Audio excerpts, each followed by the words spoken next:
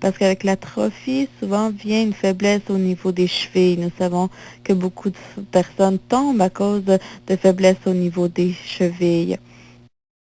Alors, de faire quelque chose aussi simple que de s'asseoir dans une chaise et de se lever simplement pour renforcer les chevilles peut aider.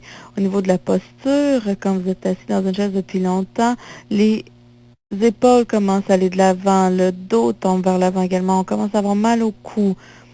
Cette position vers l'avant, position protectrice que l'on utilise quand on est assis, ça va être la même quand on mange, quand on est en voiture, quand on marche vers l'avant, les genoux, les épaules deviennent très rondes.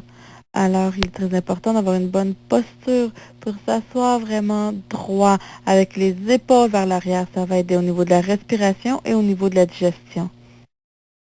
La réduction de l'hypertension également, c'est très important. Ça va diminuer également le stress, votre tension et votre anxiété. La relaxation mentale et physique est si importante et si difficile quand vous avez le stress et l'anxiété du traitement.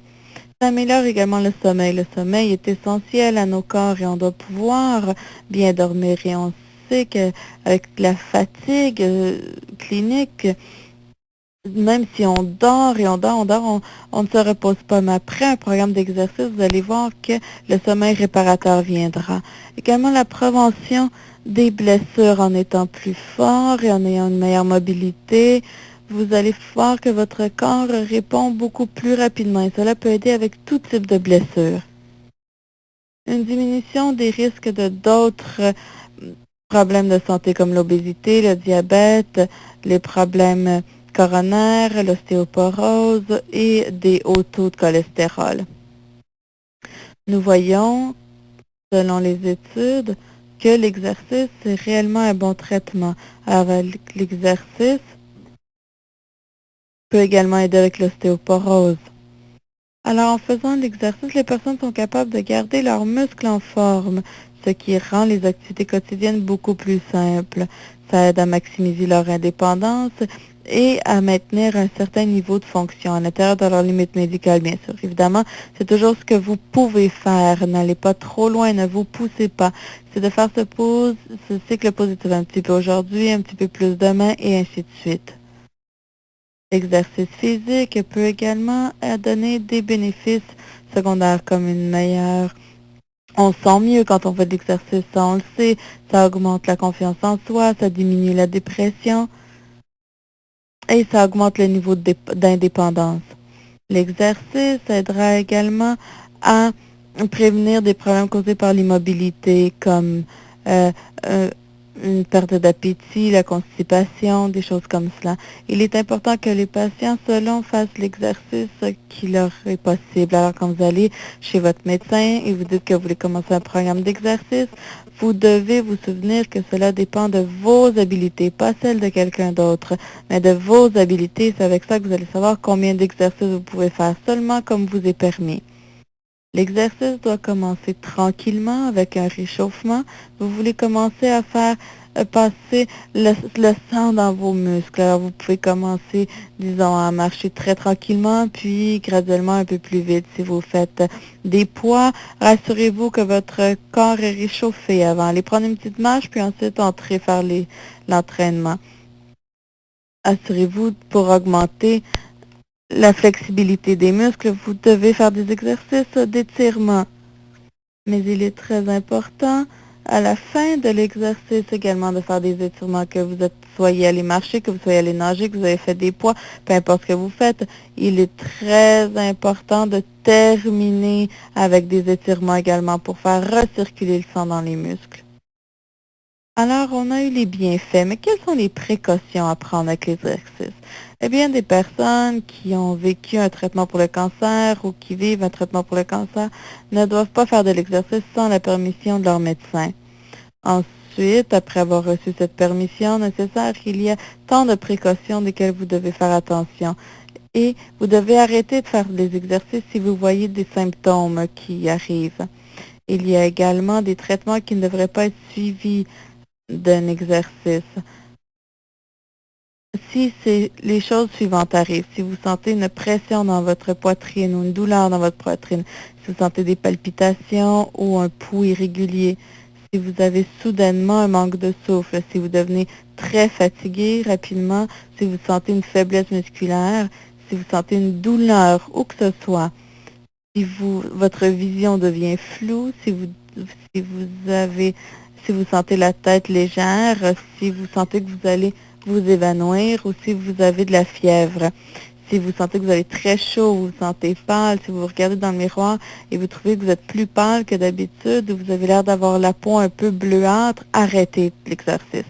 Si vous devenez confus, désorienté ou tout d'un coup vous avez une nausée, s'il vous plaît, arrêtez immédiatement.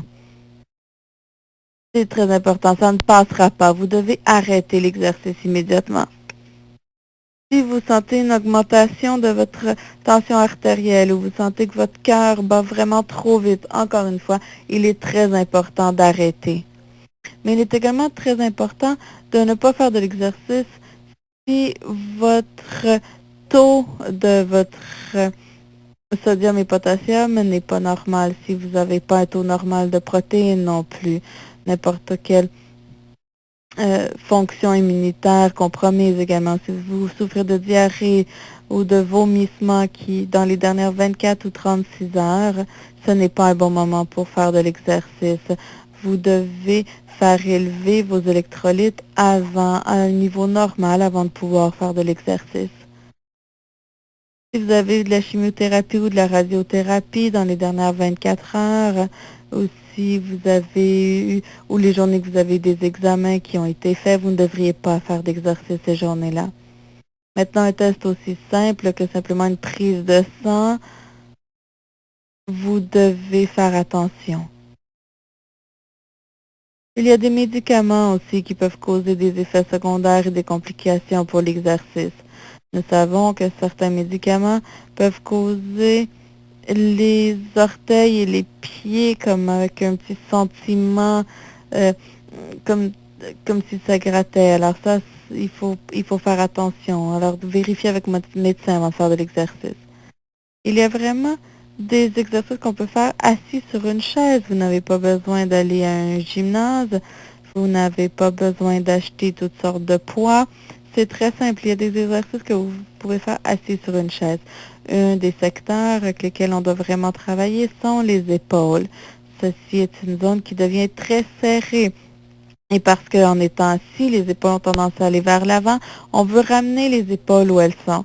Pour beaucoup de personnes, les épaules sont presque aux oreilles parce que vous êtes si tendu.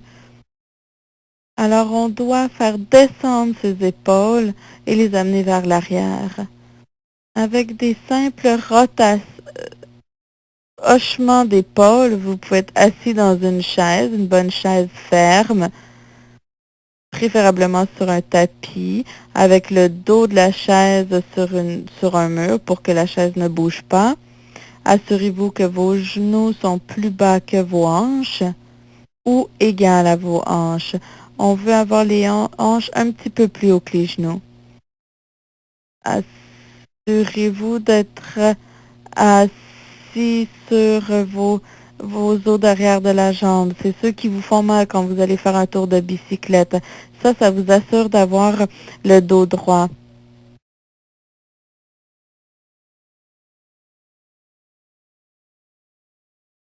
Alors, si vous êtes assis confortablement, tout ce que vous avez à faire, c'est avec les bras qui tombent sur les côtés du corps, montez les genoux et descendez-les tranquillement. Vous prenez de grandes respirations, vous montez les épaules et baissez les épaules. Vous inspirez en montant les épaules et vous expirez en baissant les épaules. Vous faites cela 4 ou 5 fois et ça vous aidera à faire relaxer les muscles. Vous commencez à faire de l'exercice. Vous pouvez également faire des roulements d'épaule, c'est une bonne façon. Alors, vous montez les épaules et vous allez vers l'arrière et vers l'avant. Vers le haut, vers l'arrière et vers l'avant. Une fois que vous avez fait vers l'arrière 4 fois, faites-le vers l'avant 4 fois.